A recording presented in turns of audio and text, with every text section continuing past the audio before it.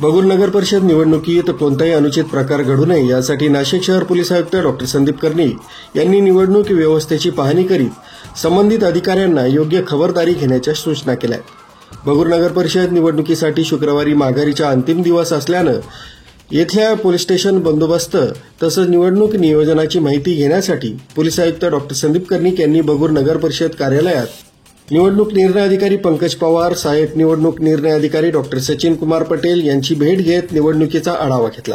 यावेळी वरिष्ठ पोलीस निरीक्षक श्रीनिवास देशमुख, अनिल पवार, राजेंद्र मोजाड, राहुल बलकवडे आदी पोलीस अधिकारी, कर्मचारी तसंच पालिका कर्मचारी उपस्थित होते.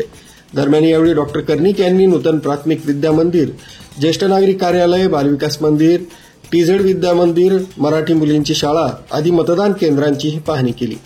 बाळासाहेब शिंदे, लोकराज्य न्यूज, भगूर.